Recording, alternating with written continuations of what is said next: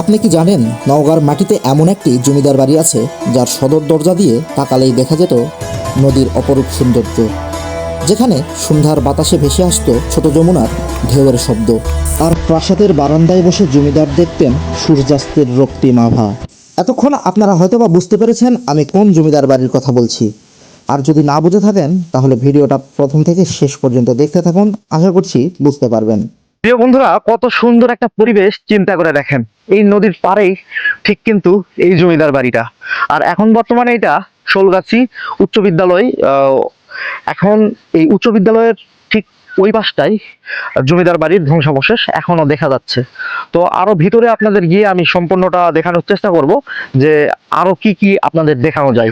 চলেন যাই। তো প্রিয় বন্ধুরা, আমরা কিন্তু এখন এই রাজবাড়ির একটা সুড়ঙ্গতে যাচ্ছি। সেই সুড়ঙ্গ কতটা গভীর, কিরকম, কেমন রহস্যজনক সেটা একটু দেখে আসি। এই হচ্ছে, এইটা ছিল সুড়ঙ্গ, ঠিক আছে? এটা মানে প্রচুর গভীর ছিল। ঊনবিংশ শতাব্দীতে ব্রিটিশ আমলে এই অঞ্চলে জমিদারি প্রথা প্রতিষ্ঠিত হলে শোলগাছিতে গড়ে ওঠে এক প্রভাবশালী জমিদারের পরিবার। স্থানীয় ইতিহাস অনুযায়ী এই জমিদার পরিবার ছিল শিক্ষিত। প্রিয় বন্ধুরা, আমি কিন্তু এখন আছি সেই শোলগাছি ঐতিহাসিক রাজবাড়িতে।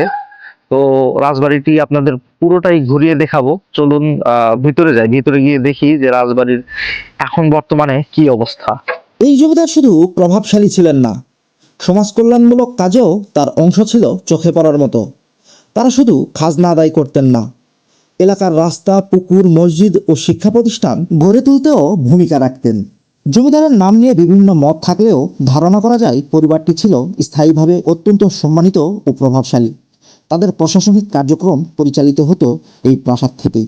শোলগাছি জমিদার বাড়ি ছিল এক বিশাল আয়তনের প্রাসাদ, যা ইতিমধ্যে হয়তোবা আপনারা ভিডিওতে দেখেছেন। না দেখলে আবার দেখে রাখুন, কারণ এইরকম জমিদার বাড়ি যত দেখবেন ততই ভালো লাগবে।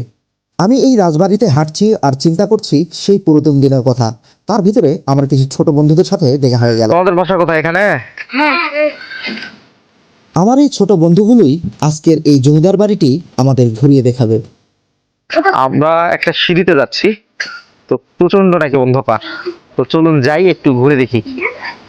ওরে বাপরে, অন্ধকার তো। এই দরজা দিয়ে, এই সিঁড়ি দিয়েই একসময় চলতেন সেই প্রভাবশালী জমিদার। যেতেন তার ছাদে, ছাদে গিয়ে একটু সময় কাটাতেন। কিন্তু এখন দেখুন এইটাই কি অবস্থা। এখন বর্তমানে এইটা মাদক সেবীদের আখড়া হয়ে উঠেছে। তারা রাজকীয়ভাবে বসে এখানে মাদক সেবন করে, আর হয়তোবা সেই রাজা কিংবা জমিদারের স্মৃতি ভাবতে ভাবতেই মাদক পান করে। রাজবাড়ির ছাদ পুরোটাই কিন্তু ধ্বংস হয়ে আছে। এই যে এই সিঁড়িটা দিয়েও কিন্তু যাওয়া যায়, কিন্তু এটা খুব নোংরা। হ্যাঁ, ছাদে প্রচুর জঙ্গল হয়ে গিয়েছে। দুই মাথাওয়ালা সাপ কোথায়? এই জায়গায় কামড় দেয় এই দুই মাথাওয়ালা সাপ? আচ্ছা। আমার এই ছোট বন্ধুগুলো আমাকে শোনাচ্ছিল সেই দুই মাথাওয়ালা সাপের গল্প, কিন্তু এখানেই যে সাপ লুকিয়ে আছে বুঝতে পারিনি। এগুলা দিয়ে তো মানুষজন যাতায়াত। ও ঠিক আছে ভাই, ঠিক আছে।